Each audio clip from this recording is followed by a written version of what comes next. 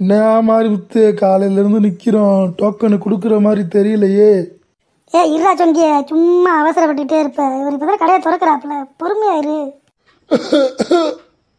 சட்டு விட்டுன்னு டோக்கனை வாங்கினோமா ஒயின் ஷாப்புக்கு போனோமான் இருக்கணும்.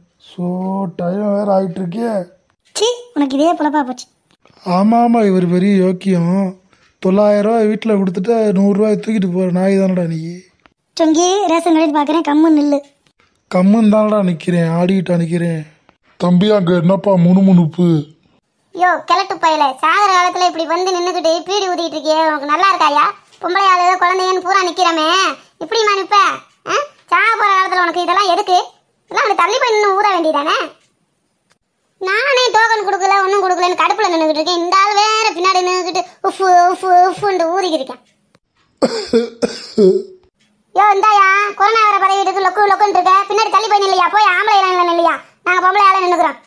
ஏமா, உனக்கு என்ன கண்ணு என்ன குருடா? முன்னாடி 2 ஆம்பளை தானே நிற்கிறாங்க, அப்புறம் எதுக்கு என்ன பின்னாடி போய் சொல்கிற? இந்தா இருக்கீங்கம்மா, கொஞ்சம் தள்ளியே நில்லு, மண்டையில் தீய வச்சிட போறியா? தீய வைப்பேன் வைப்பேன், அவனை இந்த இடத்துல அடக்கம் பண்ணி விட்டு போயிடுவேன் நான். தாத்தா, இவ்வளோ சொல்கிறாங்கல்ல, நீங்கள் எதுக்கு இன்னும் பீடி ஊதிட்டே இருக்கீங்க?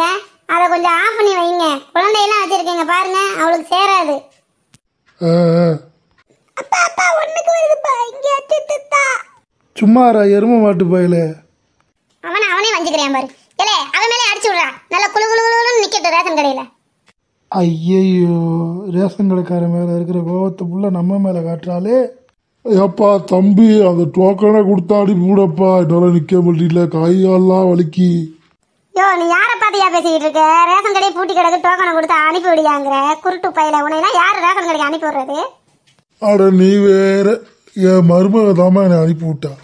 டோக்கன் வாங்காமல் வந்தா உனக்கு சோறு இல்லைன்ட்டாமா. அட கொடுமையே, பெருசுக்கு வந்த சோதனையா பார்த்தியா மாரிமுத்து?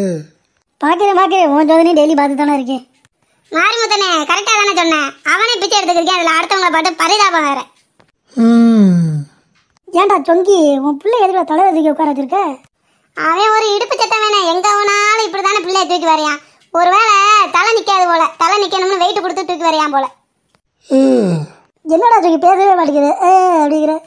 என்ன இதுக்கு மேலே பேசினா என்னை இன்னும் கழுவி ஊற்றுவா. அதனால நான் வாயை மூடிட்டு நின்றுக்கிறேன்.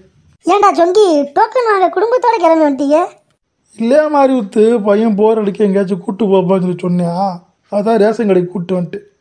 அதான் டோக்கன் வாங்க வந்தாலே ஒரு நாளே ஆகிடும்ல. எப்படி ஐடியா?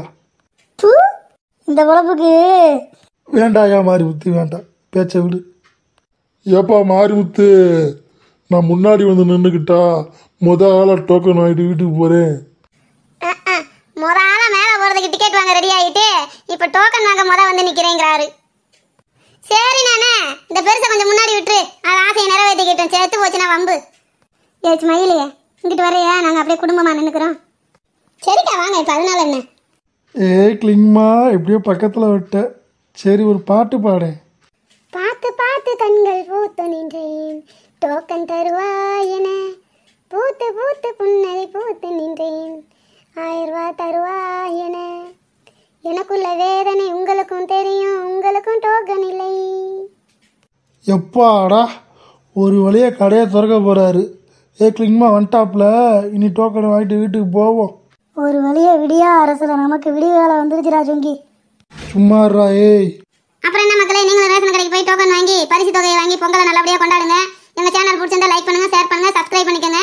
மறக்காமல் கமெண்ட் பண்ணுங்கள். ஹாப்பி பொங்கல்.